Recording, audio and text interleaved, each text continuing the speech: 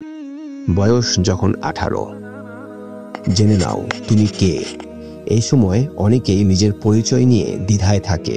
মুসলিম পরিবারে জন্ম নিলেও অনেকেই এই সময় এসে দিন থেকে ঝরে যায়। এজন্য বয়স যখন 18 তখন আল্লাহকে চেনা জরুরি। ইসলামের মূল মেসেজটা বোঝা দরকার। নেককার মানুষদের দেখে শিখতে হবে, তাহলে নিজের দিনকে ধারণ করতে পারবে।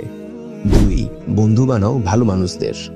18 এমন একটা বয়স যখন প্রায় সবাই স্কুল কলেজের গণ্ডি থেকে বের হয়ে ভার্সিটির নতুন পরিবেশে পা রাখে, যেখানে খারাপ সঙ্গ, হারাম বিনোদন, ট্যুর, ব্যয়াপনা সবই এই বয়সে খুব টানে। এজন্য বন্ধু নির্বাচনে সতর্ক থাকা চাই। মানুষ হিসেবে ভালো, বাজে অভ্যাস নেই, নেককার এমন বন্ধুই আসলে চয়ন করা উচিত। সংখ্যায় তারা কম হলেও দেখবে তারা তোমাকে খারাপ রাস্তা থেকে বাঁচিয়ে রাখছে। 3, ক্যারিয়ার নিয়ে সিরিয়াস হও।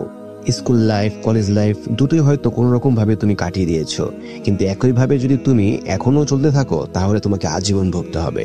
তাই এখনই সিদ্ধান্ত নাও ভবিষ্যতে তুমি কি করবে।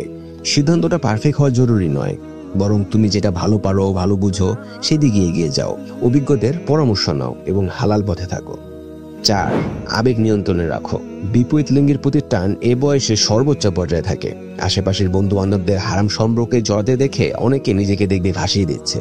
এই জন্য শুরুতেই উচিত হারাম সম্পর্ক থেকে দূরে থাকা, চোখের হেফাজত করা এবং কানের হেফাজত করা, এবং এগুলোর মাধ্যমে নিজের আবেগের উপর কন্ট্রোল রাখা। পাশাপাশি হালাল সম্পর্কটা যেন দ্রুত করতে পারো, এই জন্য নিজেকে প্রস্তুত করা।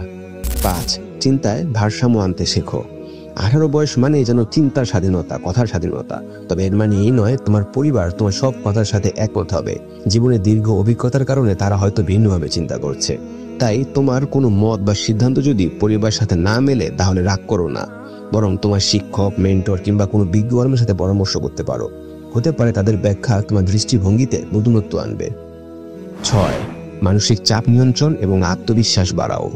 মানসিক চাপ, হতাশা, আত্মবিশ্বাসের ঘাটতি সবই এই বয়সের চরম পর্যায়ে থাকে।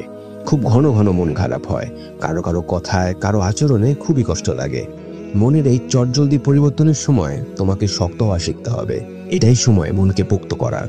এজন্য 5 ওয়াক্ত নামাজ পড়তে পারো, তাহলে মনে শান্তি পাবে। কোরআন পড়ার অভ্যাস করলে আল্লাহর সাথে কানেক্টেড অনুভব করবে। এগুলো তোমার মনে শক্তি সঞ্চার করবে ইনশাআল্লাহ।